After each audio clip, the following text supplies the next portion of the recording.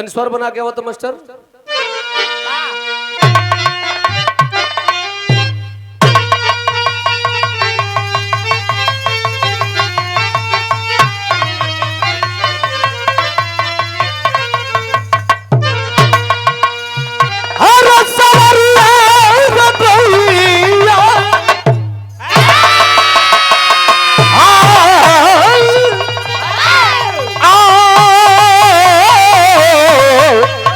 सवरिया भोले बाबा जोगिया हो राम।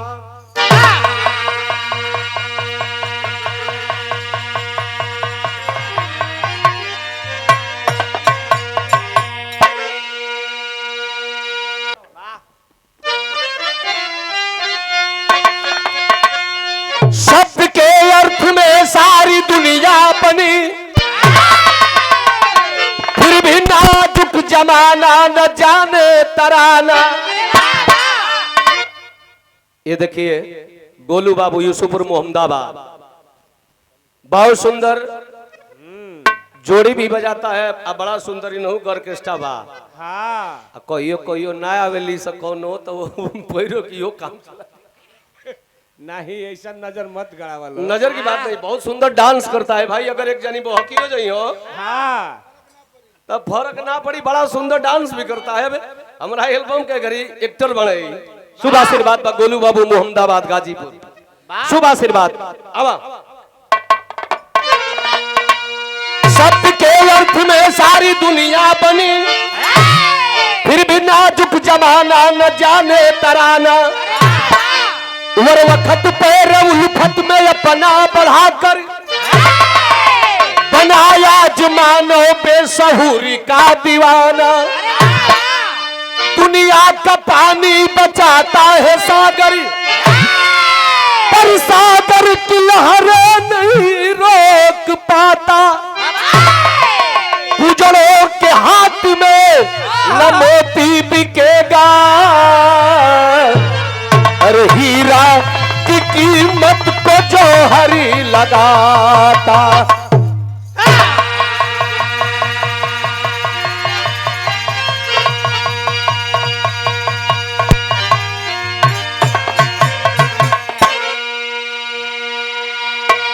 बिरहा में एक लाइन गजल का नमूना लगा था मास्टर।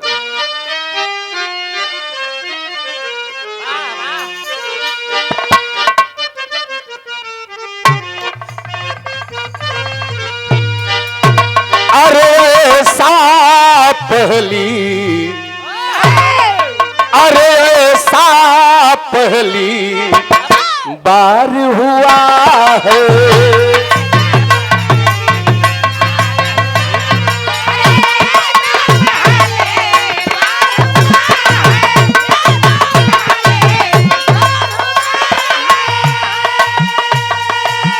ऐसा पहली बार हुआ है।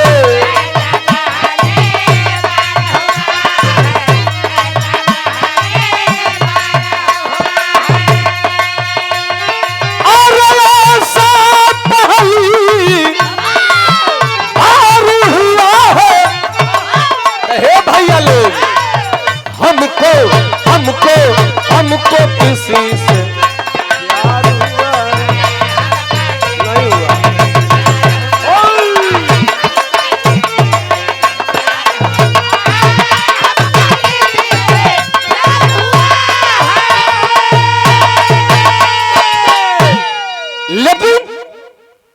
कवि जी बिरहा में भाव लिखल है। का लिखल है?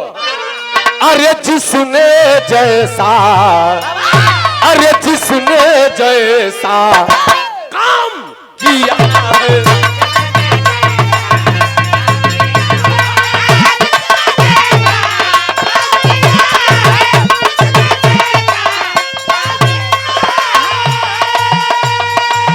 जिसने जैसा काम किया है,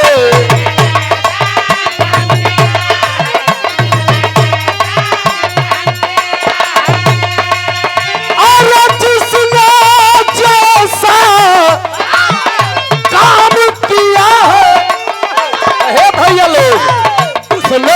उसने उसने वैसा नाम दिया है।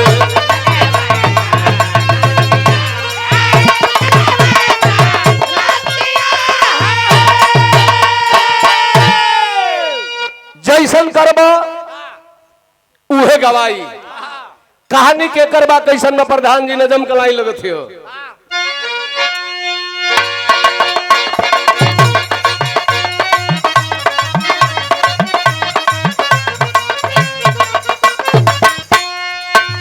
कांड कितना गाई हम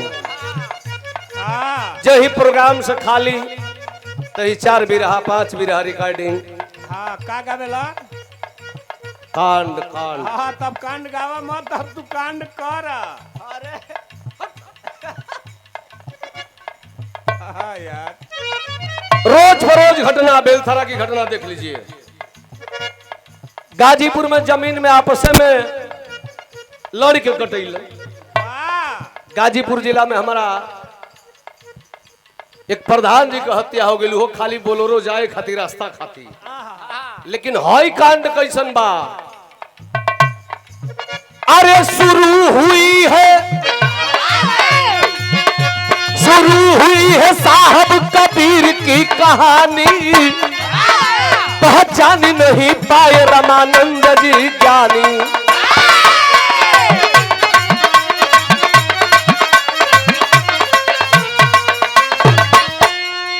रामानंद गुरु के तमाम शिष्य, चाहे रविदास जी हो तब, कबीरदास जी हो तब, एक आश्रम के सिख हैं। तो कहानी लेकर के चल रहा हूं कबीरदास जी की ओर से। अरे शुरू हुई है साहब कबीर की कहानी, पहचान नहीं पाए रामानंद जी ज्ञानी।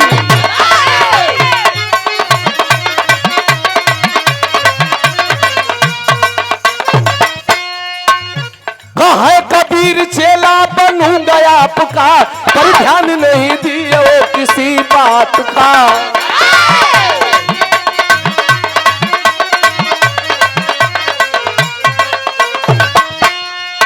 अरे बैठे थे कबीर, अरे बैठे थे कबीर मनमार कुटी पर, एक रोज किए मन में विचार कुटी पर।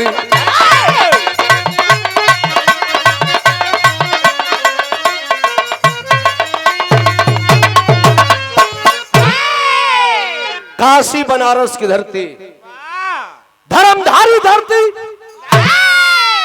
बनारस का सुबह और लखनऊ की शाम का कोई जवाब नहीं। काहे भैया? बनारस में सवेरे सवेरे जनिए जइबो पूजा पाठ होत रही। लखनऊ में साझी के जइबो तो अम्बेडकर पार्क का नजारा देखो, स्टेडियम देखो, ये हर ओहर को अपन व्यवस्था। लुलू मॉल देखा है लुलू मॉल, तमाम व्यवस्था है। ए भैया बनारस का रहे वाला रामानंद स्वामी, उनके आश्रम पर तने बिरहा सुनलो। ई कबीर साहब का नाम इतना काहे आगे भइल, बालेपन में गइल बाड़े आश्रम पर जाके हाथ जोड़ के रामानंद स्वामी से एगो बात कहलन, तर्ज लगिल प्रधान जी।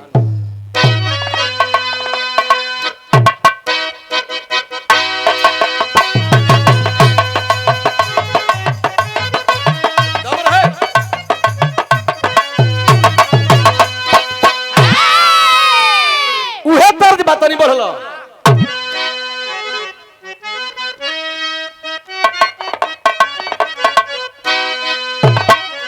जैसे केहू का शादी होला ए अमर, तो दिल बड़ा गदगद होला रे बाबू। हाय हाय हाय हाय हाय रे। गदगद गइल बिया ससुरा, ससुर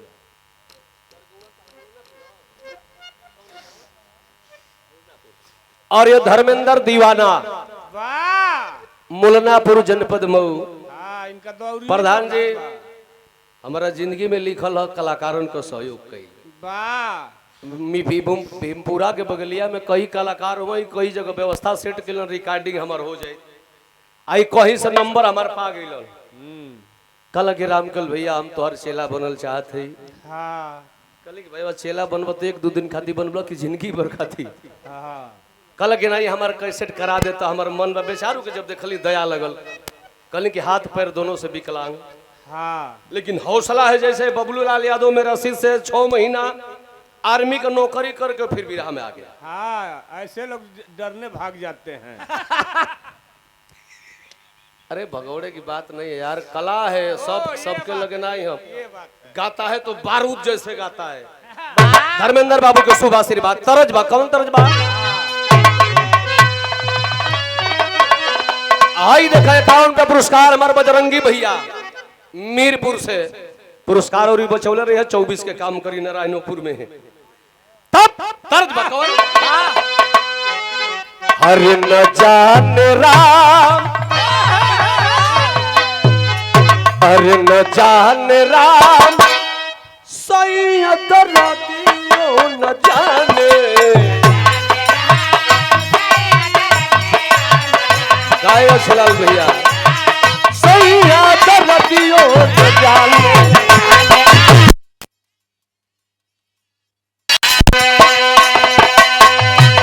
बस ध्यान देने रही बिरहा को। कबीर साहब कहतानी बनाल स्वामी,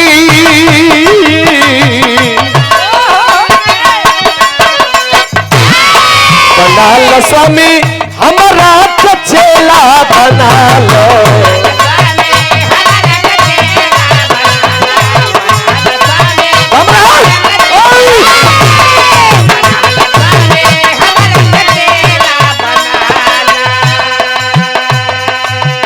रामानंद स्वामी कहा कि हाँ लड़का चेला बने अइले हमार तुमड़ी खजड़ी लेके ना न भगबे। घरे जो घरे बड़ होई हो यह चेला बना ले। झर झर झर झर कबीर साहब के आंख से आंसू बहे लगल। कहताड़े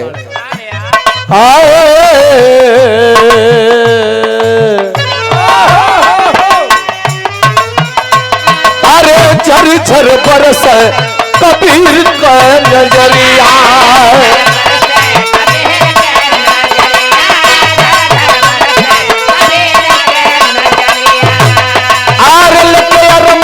स्वामी अइली दुवरिया, हो अइली दुवरिया।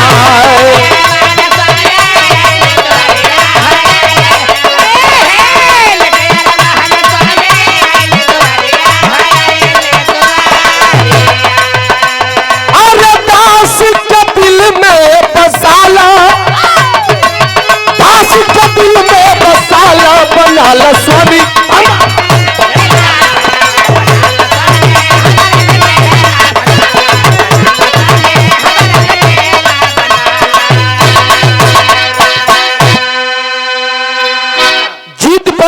कबीर साहब कहला कि गुरुजी मैं आपका चेला बनूंगा।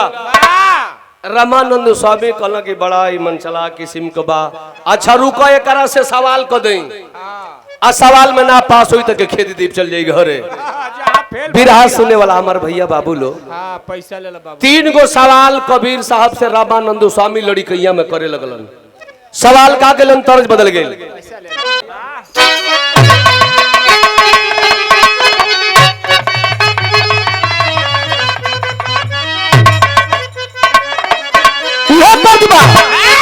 अरे बोल जनी बोला, बोल जनी बोला, अरे पपिहारा हरि कबूल जनी बोला।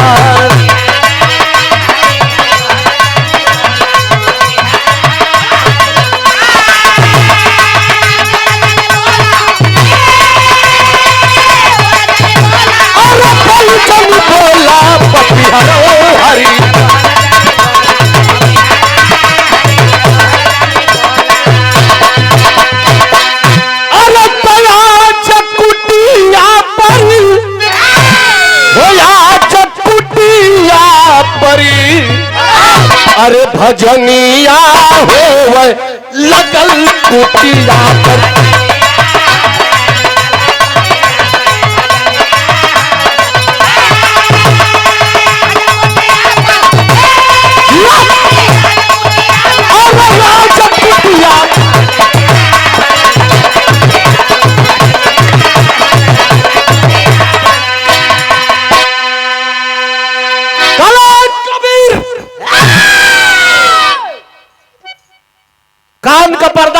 सुंदर सुन ले। हाँ चेला हाँ गुरु। चेला ऐसा नहीं बना जाता है। हाँ पहले गुरुमुख किया जाता है।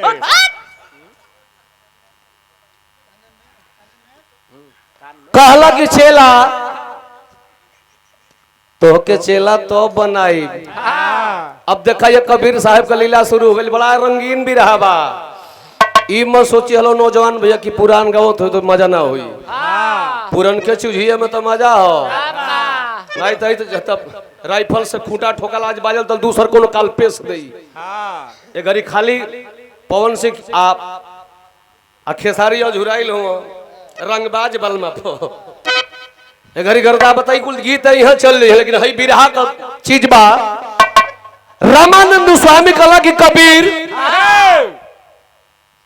पहला सवाल सामने वाह कल का कल की झाड़ू उठा लो। हाँ झाड़ू झाड़ू गुरुजी कौन सवाल कल की झाड़ू उठा लो। आई ठाकुर जी का जो मंदिर बा हाँ एक साफ करो। वाह कबीर साहब झाड़ू उठौलो देखा ये लीला शुरू हो गई कबीर को। झाड़ू कैसे लगावे कुटिया पर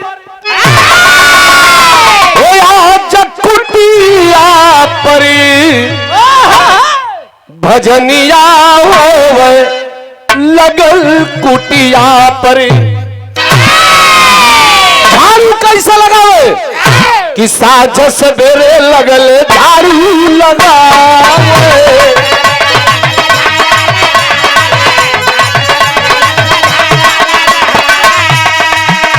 अरे बहरे का पूरा करकट भीतर ढुका।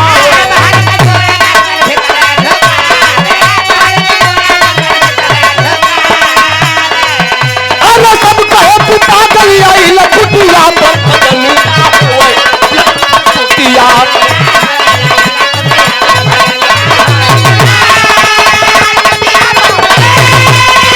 अरे बहादुर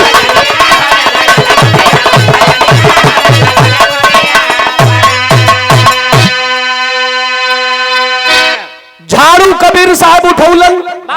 जैसा ही मंच बा ऐसा ही मंदिर रहल।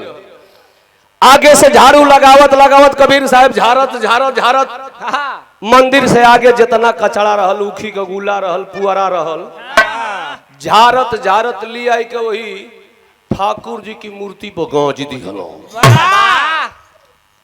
रामानंद स्वामी को 3-4 गो कुल चेला हुआ रहल कहला कि गुरु जी पता न कहा सही पागला चेला धो के लिए लो जिंदगी भर का सफाई कोइल एक दिन में 8 दिन बिगाड़ दिहलो। खेदा खेदा परीक्षा लेने के लिए रामानंद स्वामी मंदिर के पास गए। एगो गोड़ बहारा है एगो गोड़ उठाई के मंदिर के अंदर जब चौकट के डललो हो कहला कि वाह हा हा हा वाह चेला वाह कितना बढ़िया सेंट मार दिया है। मंदिर गम गम गमक रहा है। देखिए कबीर की लीला सबके फोकरा ही मौका था आ स्वामी जी के गम गम गम को था। कहला कि यार कबीर पहला सवाल में पास हो गया। बालेपन का उम्र है गुरुजी से कबीर साहब कहल के ए दुलुदी दू थालता था वाला बा तवन बा कहला कि घबड़ो में मत बेटाऊ हो बा। दूसर का सवाल का कैलन तर्ज बदल गई। तारे धुन से ध्यान हटा के विराह के भाव स्थल पर आ गए। रामानंद स्वामी कबीर से कहता का करे पैसा ले लो। और हमारे बजरंगी भैया मीरपुर दरगाह जनपद मऊ शुभ आशीर्वाद भैया के रामानंद स्वामी कबीर दास से कहले का कहले अरे कहो रामानंद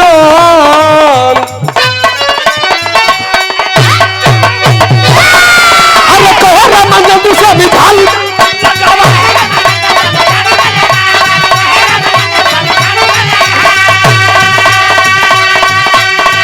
अरे भोला भोला ठाकुर जी का जंगल में हमारा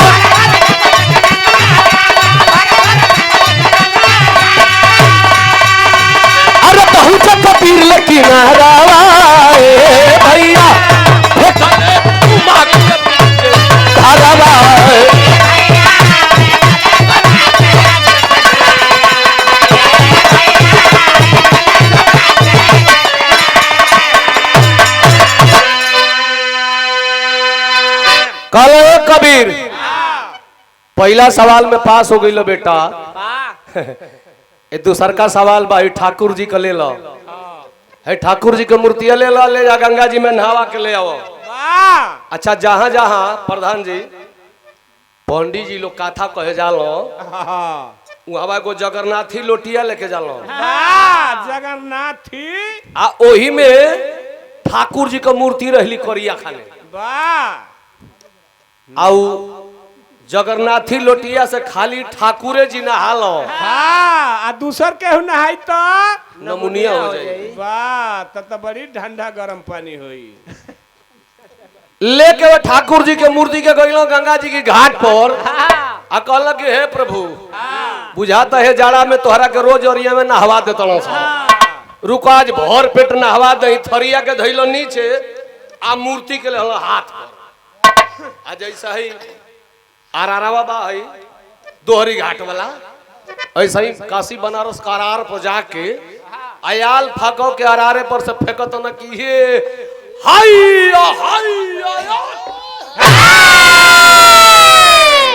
जा जा तीसरा पाया के बीच में जा भर पेट नहा ली हो। आ जब सांस फूले लगी तो कही हो ये ठाकुर जी हम तो के निकाल ले मूर्ति के फेंक देहलो। आधा दरिया से वो पारे ठाकुर जी के मूर्ति जाके डुबुक दे गिरल। आयासन मार के बैठल हुन भक्ति में लीन हुओ। आ तबले चारों चेलावा गइलो से कहूं तक ये कबीर आ ठाकुर जी रे तो ठाकुर जी के फेंक देली रे। कहाँ फेंक देले? कल कि रोज हमके जाड़ा में अरिया में नहावा तो शायद हदरिया उस पानी फेंकले हई। कल से तब जाए दे छुट्टी। चल छुट्टी वाला स्वामी जी तोरा के गप गप पास करत जो छुट्टी। कबीर साहब कहला कि छुट्टी ना बोलाल उनकर मजाल की नहीं है। भगवान बड़े नहीं हैं, बड़ा भक्त होता है। इसलिए जैसे रविदास जी बोले थे कि मन रहे चंगा तो कठौती में गंगा। दिल में श्रद्धा होनी चाहिए। अगर दिल में श्रद्धा हो तो भगवान बड़ नहीं खो। अब बे बोलाई बा के हच दिन बैठी थरिया में। कबीर साहब यार में बैठ गए कहल हे प्रभु बड़ा देसी घी का पूरी ली ले बड़ा तोहरा में शक्ति होके कबीरवा में भक्ति होके तो जल्दी है थरिया में आके बैठो ना तो चेला दूसरा सवाल में फेल हो जाई। भगवान कहला कि बोलो तो बा जही के पड़ी भगवान के मूर्ति पवरत इली है थरिया में ले लो। अब चारों जो चेलवा बड़ा से भागल आश्रम पर गइलो से कहल तक गुरुजी आश्रम के दरवाजा खोलो आ तू हेला हमनो के बंद करो तुहर चेला नहीं के तुहर गुरु बा। उ पानी में फेंकी बोला लेता मूर्ति के तो हम के तो के फेंकी तो का हुई मुआ बोलाई। गुरुओ जी डरा गेल हम डरने कह दिल कि चेला तीसर का सवाल तोरी सामने बाप दूसरा में पास कर देली। हमारी बिरहा का आखिरी सवाल तर्ज कौन मास्टर?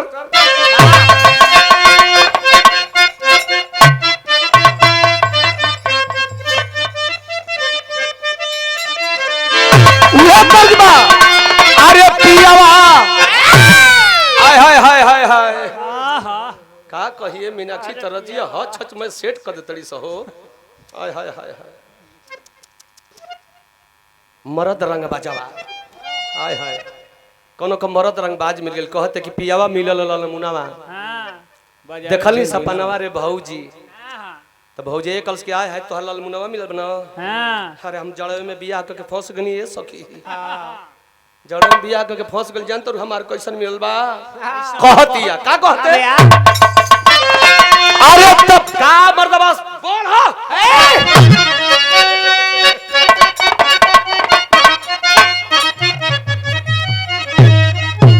अब कोनो दिक्कत ना हो जहां बात रही हो नहीं के सही है चलाओ तरज बा कहतिया अबे अरे तपिया अरे सैया मिलाल मुतवैया बदला रजैया रे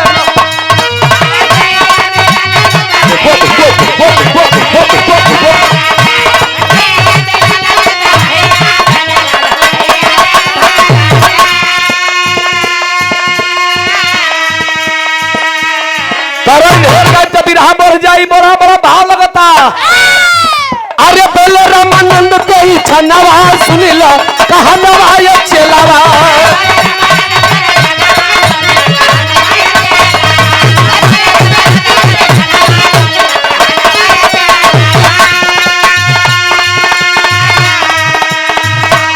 स्वामी जी कहता है कि ओ कबीर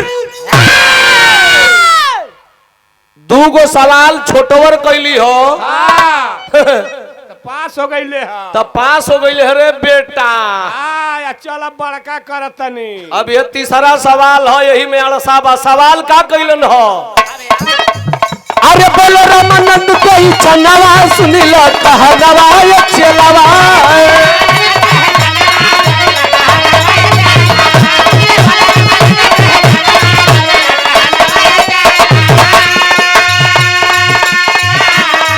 अरे गाय का दूध चला कहीं से लियावो।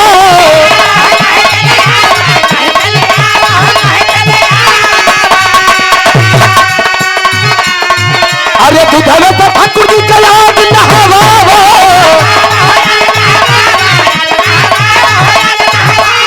भला पूरा होई तोहरे तक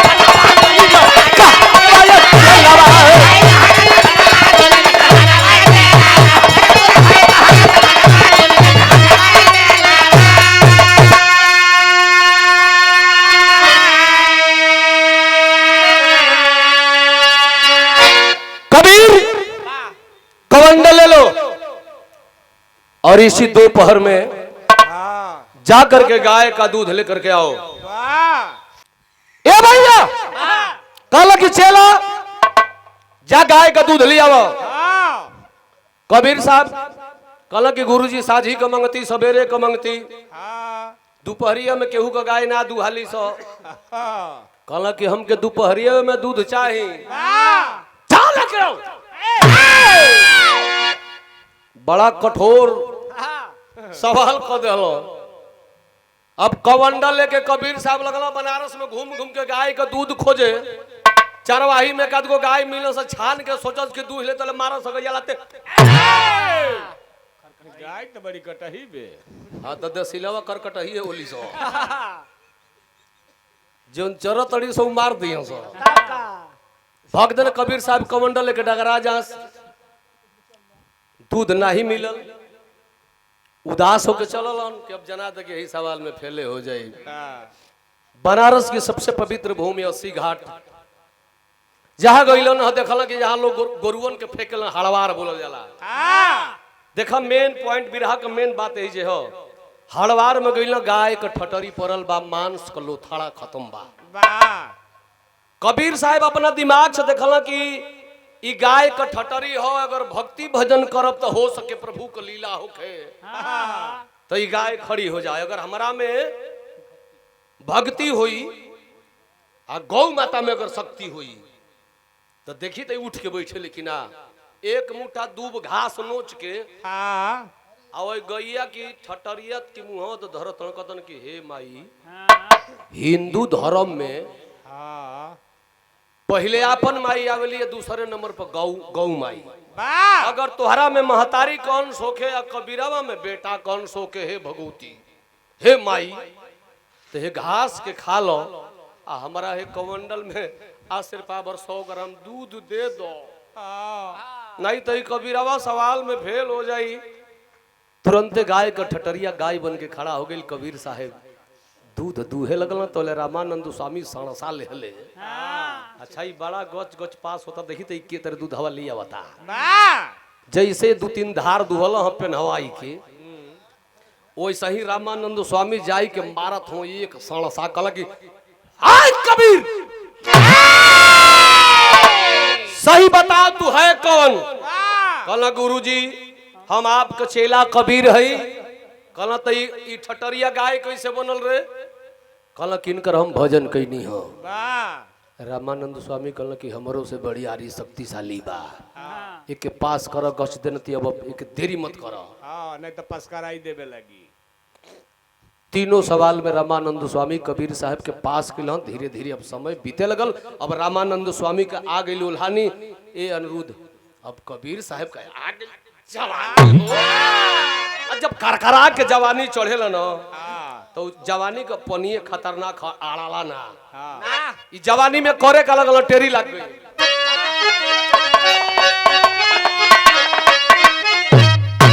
अरे बखरिया में ए भैया बखरिया में समरिया तोहरी। अरे कम्मल कम्मल ओढ़ के सूते बिछावे लुगरिया।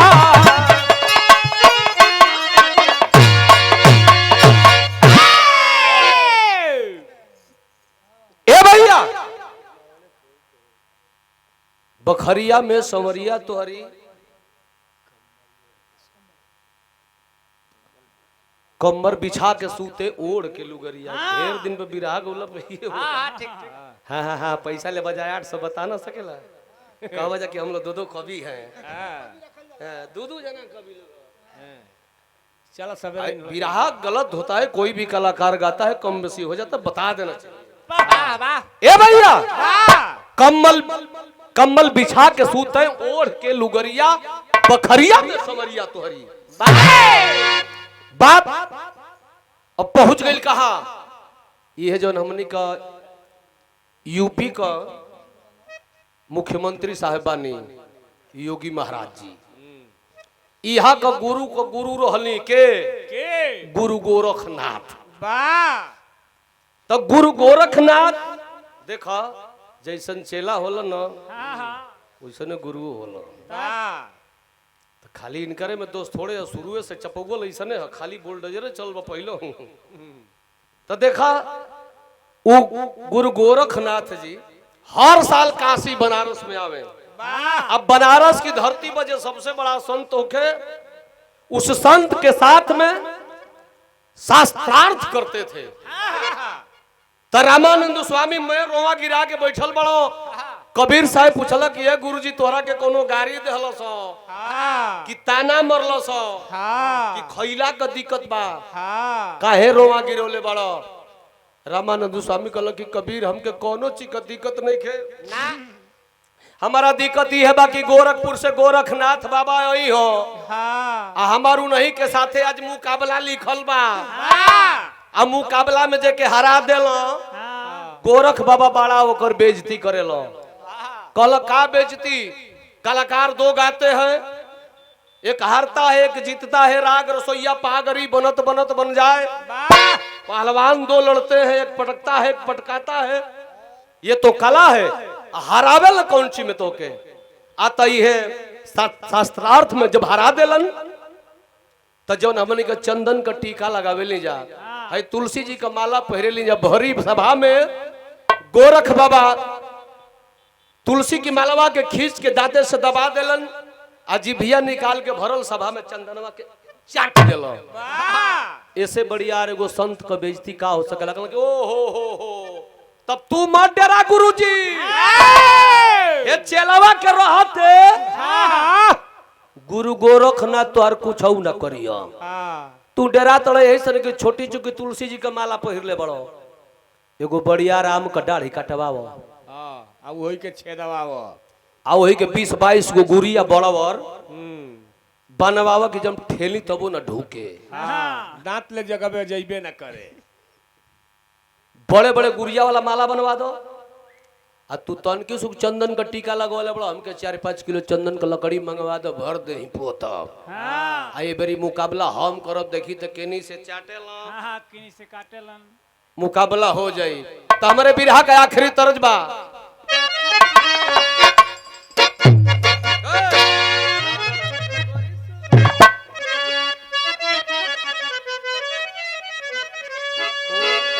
मास्टर का भी दोष नहीं है।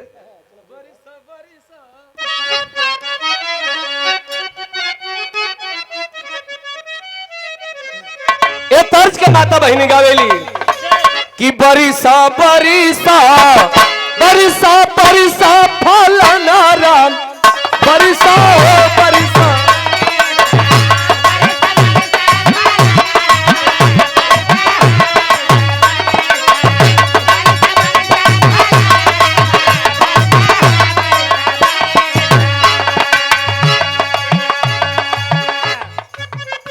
बरिस बरिस बरिस बरिस फलाना राम बरिस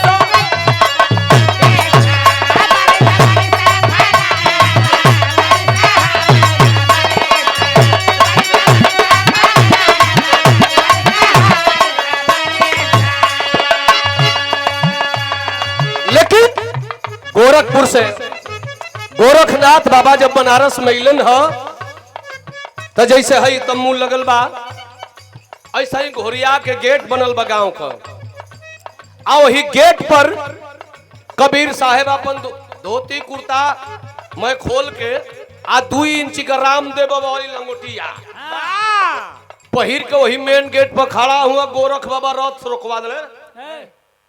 ये आगे कोई आदमी खड़ा है कि कोई जानवर है रे?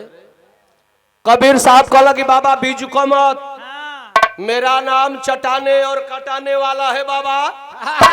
बाबा मैंने सुना है कि आप गोरखपुर से आकर के बनारस में बहुत चाटते हैं बाबा, तो चाटो चाटो चाटो चाटो गोरखनाथ चाटो चाटो चाटो।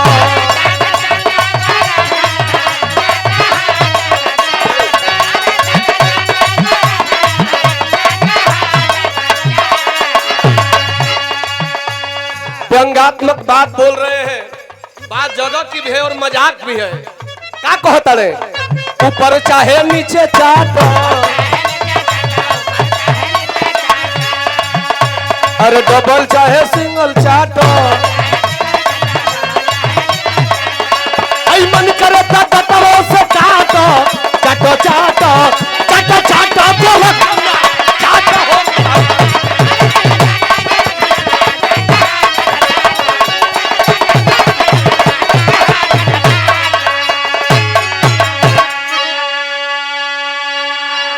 इतना बात बर्दाश्त कैसे कर रहे हो?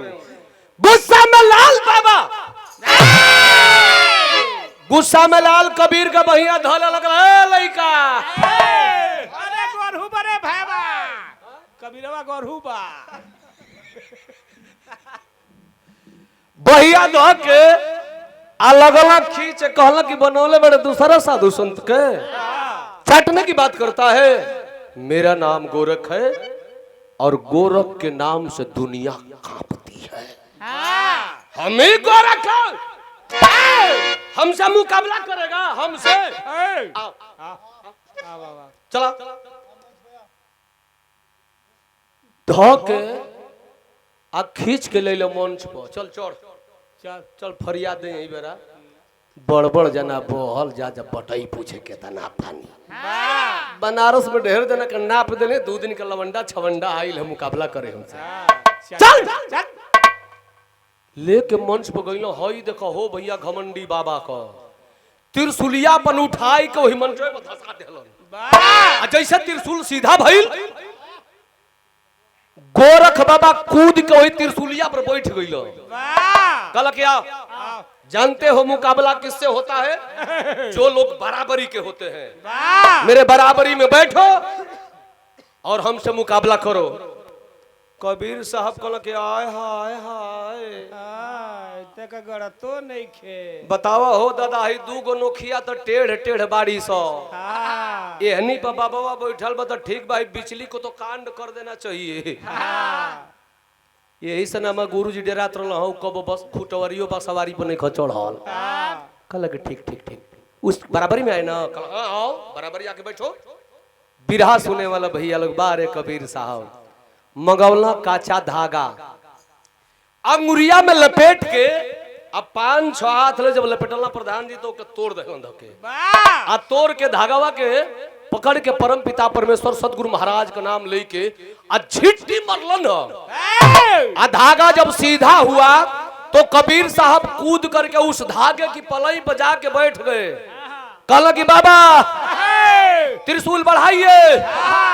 गोरख बाबा कहता कि उतना नहीं बढ़ पाएगी। कहला तो नीचे से लप चाट लीजिए।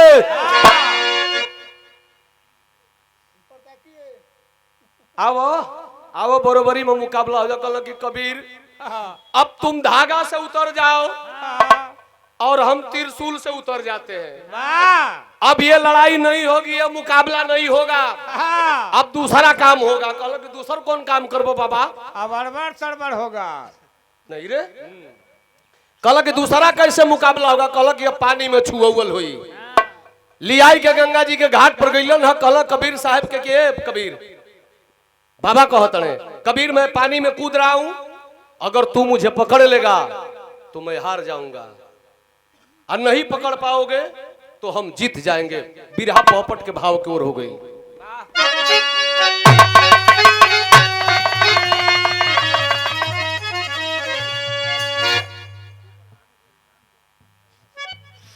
और राम ज्ञान प्रधान जी और गुड्डू प्रधान जी, ये दोनों प्रधान जी लोग की ओर से 200 रुपया पुरस्कार बा। चंदन में सादर प्रणाम। हमारा बजरंगी भाई की ओर से तू 10 गो दे तो हम तो ये रही 24 के ना उधार उधार अभी आ रहा हूं, 5 मिनट में ले लूंगा। पोपट का भाव लगा था मास्टर। अरे कुदल गोरख, अरे गंगा जी के धारा तारा गौरम्बा, हमें धक बन के बैठेलन किनारा तारा गौरम्बा।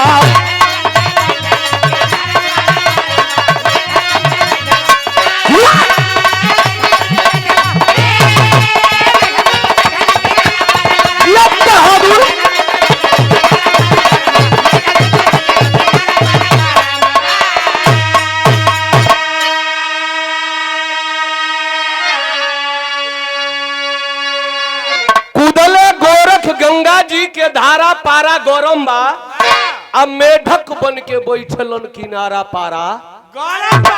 गोरख बाबा पनिया में कूद के सोचल कि ढेर भीतर जात है, घरियाल बन गई। इससे बढ़िया बाकी रूप बदल है मन, रूप बदल के छोटी चुकी मेंगुची का रूप धो के आ भीतरा जाके अरिया के टक टक ताकत न कि कबीरावा देखत नहीं के नो वही तरह वो टुक टुक ताकत ना मुंह लुप लुप लुप पानी पियत हूं। कबीर साहब कहला कि बाबा के नहीं गोई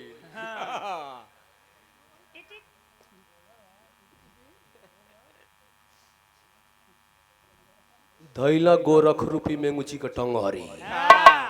कहला कि बोला बोला छोड़ने की परने में निकल जा। बोला गोरख हुआ कि नहीं? ए बाबा बोला कहत ने का कले पकड़े पैर कबीर साहब बोले तब गुस्सी आई हो, जल्दी बोला गोरख ना तो पटक बोला कही देव कि ना हई तो तोके पटकब पटकब की छिटा जइबो। गोरख बाबा सोचत न कि कहतन कि हई तो कही कि चाटू, कहत कि नहीं तो पटक दे का करी रे दूध। धर्म संकट में पड़ गए हैं बाबा, घमंड भुलाई लो। हिलावत तो बोल जल्दी बोला तो धके खींच दे दूगो जीवो। कितना कितना में जोरे में धके खींच दे फाट जीवो, तुरंत फाट फूट जीवो। अरे घमंडी गोरख तीनों बाजियारा पारा गौरम्बा, अब पानी में पानी बनले सितारा पारा गौरम्बा। पहले ही कह देनी है कि यानी मैंने दोस्त होके कुछ न कहो तोरे सामने पहला बर्बाद। ए भैया आखिरकार कबीर साहब से हार गईलन गोरख बाबा, लेकिन अब वही कहला कि कबीर अब तू हमके छोड़ दो। अब लास्ट बात रही, अब ये खाली पनिया में तू कूदो आ तू कूदब हम तो के पकड़ब ना पकड़ब तो समझो कि हम हार गईली। आ जेवन कहब तेवन बनारस में हम कह के कबीर जाय कहलक तब तू कूदबा कि हम कूद कहलक नहीं अब तो हम अपन औकात दिखाइए देली। कबीर साहब कहल तब ठीक बा, आप रूप में होखा। आप रूप में कबीर साहब के सामने गोरख बाबा खड़ा भइलन। आ कबीर साहब हाथ मिलाई के पानी में कूदलन। अब पनिया में कूद के कबीर साहब पानी बन गइल। कहल कि अब खोजल करो तो हर खानदान। पानी में कूद के पानी बन गइलन। भेटात ना हुआ। बिरहा सुने वाला भैया लोग वही पानी में पौरत एगो कमाल नाम का लड़का आवत रहल। देखलस कि आय हाय हाय इ तक पिताश्री कूद गए हैं पानी में। आई बाबा गोरख बाबा के हैरान कैलो। गोरखो बाबा अपन पौरतन खोजतन, लेकिन कबीर जे पनिये में पानी बन गइल उ का मिली। लड़िकावा उ कमाल पूछलस के बाबा ई कैसन कवन मछरी मारत दरारी है कि सिंह हिल। कहल कि बेटा हम संत आदमी है, मछली नहीं मारत है, हम कबीर के खोजतनी। वही समय लड़िकावा कलश बाबा तक खोजले नहीं मिली हो। कबीर के पकड़े के हो तो कबीर के नाम से एक परात पानी निकालो। अब पानी के गरमावो।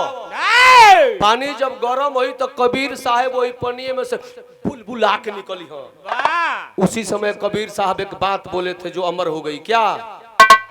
फूटल करम कबीर के, फूटल करम कबीर के कि मिलले पुत्र कमाल।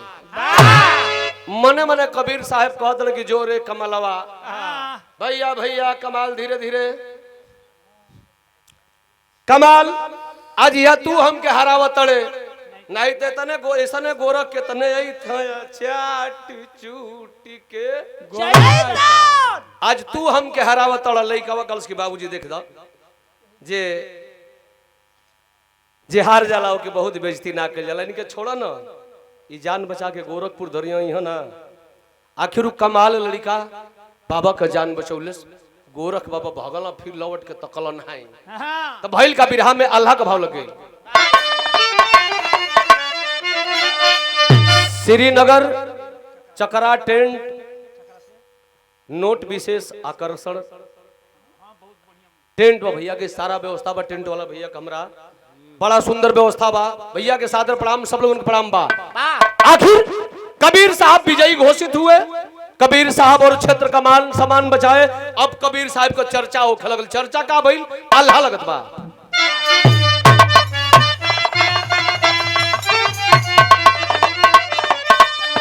चर्चा कदी से बनल, चर्चा कदी से बनल, भक्ति तौन छलवा बाबू।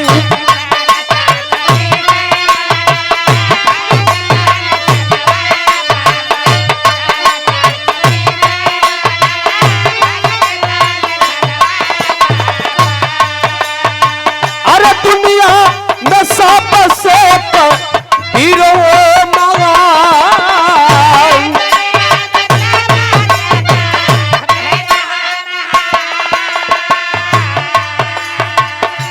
अरब कराए वाला सख मुसलमानवाए बाबू।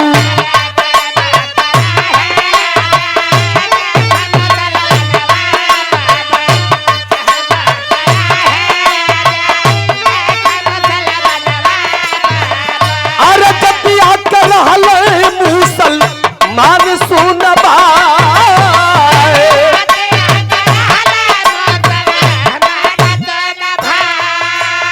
अरे साहबा कबीर के ऊ अरे अरे बाप बोलवले भैया।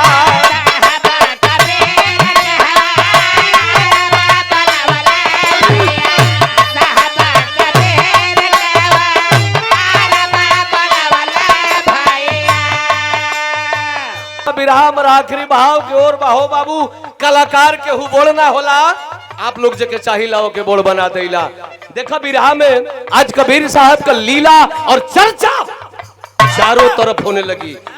तो अरब करे वाला सख मुसलमानवाए बाबू।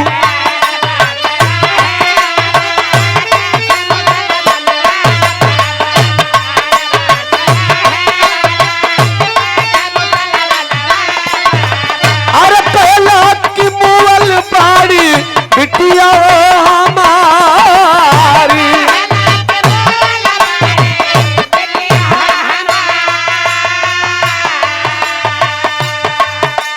अरे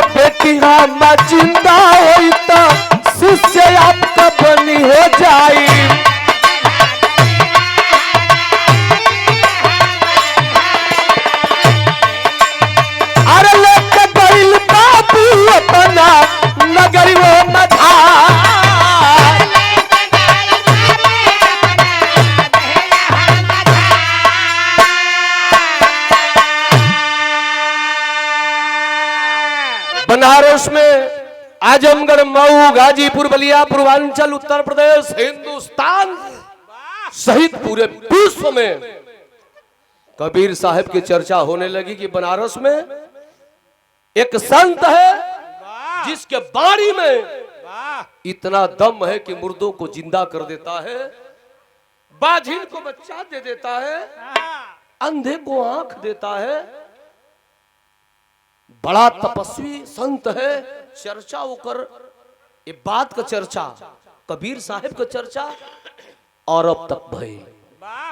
अरब का रहने वाला सेकत की मुसलमान जिसकी एक बेटी थी, जो बेटी मर चुकी है, साहब कबीर की बात को जब सुना है तो सोचा है कि अरे यार, मरता क्या नहीं करता, अगर मेरी बेटी जिंदा हो जाएगी तो भले मैं मुसलमान हूं, उस बाबा का शिष्य बन जाऊंगा, लेकिन बनारस जाऊंगा। बनारस आया, साहब कबीर से मिला। कबीर साहब देखिए, हिंदुस्तान के संत बड़ा विश्वासी होते हैं। उस मुसलमान के साथ चले गए अरब, मांगते हैं कहाँ है तुम्हारी बेटी की लाश, लाओ हम जिंदा कर देंगे। शेखत के मुसलमान बोला कि अरे बाबा, हिंदू धर्म में लोग मरते हैं तो या तो लोग जला देते हैं, नहीं तो जल प्रवाह कर देते हैं, और मुस्लिम वर्ग में लोग मरते हैं तो मिट्टी खोद करके कब्र में डाला जाता है। मेरी बेटी की लाश कब्र में है। साहब कबीर बोले कह रहे मूर्ख, जिसकी लाश, जिसकी मिट्टी में मिल गई है, गाड़ दी गई है लाश, तो फिर जिलाने की बात क्या कर रहा है? मैं नहीं जिला पाऊंगा। खींच लिया म्यान से तलवार। ए बाबा, ये हिंदुस्तान नहीं है रे बाबा, तू अरब में आया है, अगर मेरी बेटी जिंदा नहीं तू किया तो तू हिंदुस्तान जिंदा वापस नहीं जाएगा, काट दूंगा। आंख से आंसू बहे लगल कबीर साहब के। बारे मालिक, बारे प्रभु, गजब परीक्षा लेते हैं भक्तों की आप भी। ठीक है मालिक, मैं आपके सहारे अरब आ गया, मेरी गर्दन कट जाएगी तो है प्रभु तेरे नाम पर दुनिया थूकेगी। कि भगवान, प्रभु का एक भक्त था कबीर, जो अपने प्रभु की कृपा से एक लड़की को नहीं जिला पाया, अनिरुद्ध नहीं जिला पाया, उसके कारण उसकी गर्दन कट गई। तो मैं जाकर के क्या, किसी से क्या जवाब दूंगा? आकाशवाणी होती है कि कबीर तेरे पास वो शक्ति है कि तू चाहे तो उस कब्र में पड़ी हुई लाश को जिंदा कर सकते हो। कबीर साहब कब्र के पास गए और चलाते हैं थप्पड़। अरे बेटी, जग जाओ कबीर के नाम पर।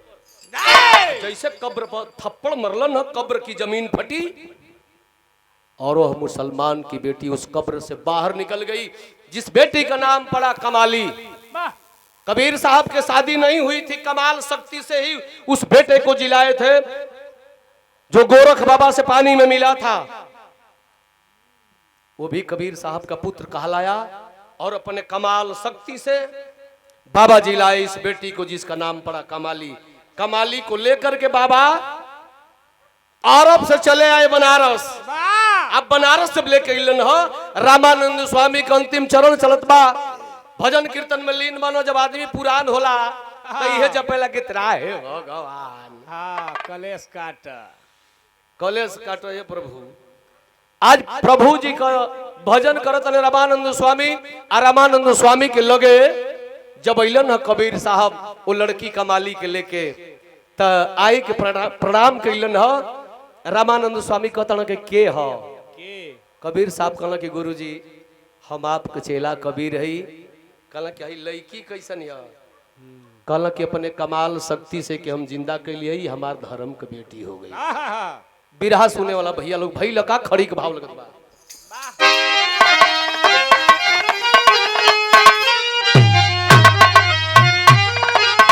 जब सारी बात जान गई रामानंद स्वामी कि कबीर कोई साधारण मनुष्य नहीं है, साक्षात ये प्रभु का अंश है कबीर। तो हाथ जोड़ के देखा बुढ़ौती में प्रधान जी बड़ा ज्ञान मिलेला हो। हाथ जोड़ के रामानंद स्वामी अब कबीर से कहो तने तनी औरी बढ़ो।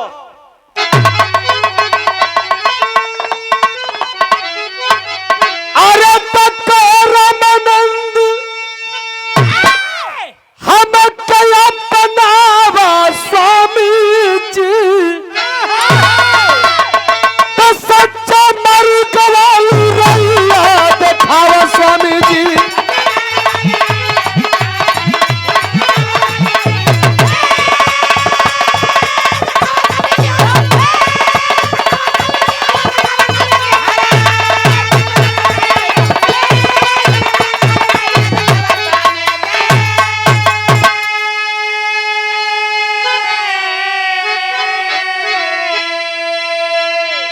कहे रामानंद हमके अपनाव स्वामी जी, सच्चा मार्ग वाली रहिया देखाव स्वामी जी।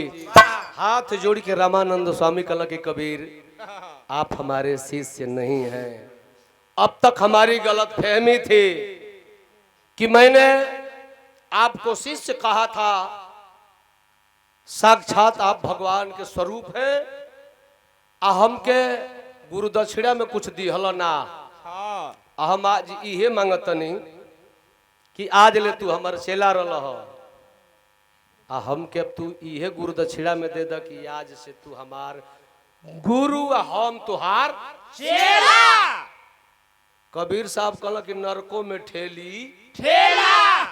गुरुजी चेला कभी गुरु नहीं बन सकता। आपकी शरीर को मैं कभी चेला के नजर से नहीं देख सकता हूं। कहला कि हमारी शरीरिया के ना। अरे बाबू तो सुनो, तो छोड़ल शरीर धर्मदास बनी के अइले, साहब कबीर का चेला कहले।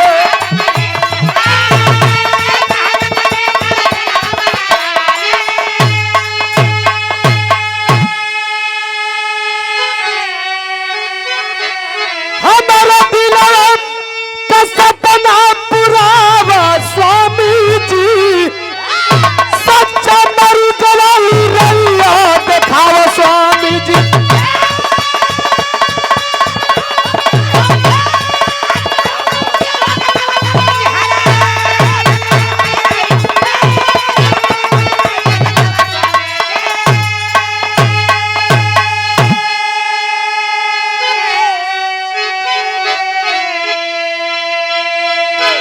तपस्वी पुरुष रामानंद स्वामी अपने शरीर को छोड़ दिए। उनकी आत्मा निकल गई, दूसरी शरीर में प्रवेश करती है। कौना नाम से जानल गइलन? धर्मदास। धर्मदास जी कबीर साहब का चेला भइलन। जितनी बाणी बोले थे कबीर साहब, उस बाणी का लेखनी का काम किए धर्मदास गुरु। लिखले हुआ कि जिंदगी भर से बोलन काशी, अब मरे की घड़ी मगह के बासी। कबीर साहब चलो कि बनारसी में मुँह, लेकिन मौत भइल जाए के मगध में ना। तो बिरहा हमार समाप्त भइल। आखिरी लाइन तो जय जयकार गुरु तत्तु लौटन गिरावे फुलवारी।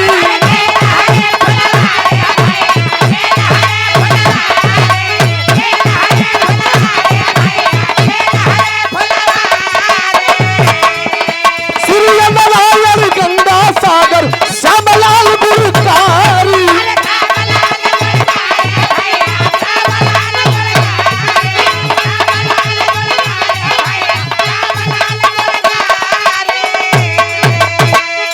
हरे बखरिया में सवरिया तो हरी, लाडो राम करल सतगुरु का बने पुजरिया। बखरिया में सवरिया तो हरी।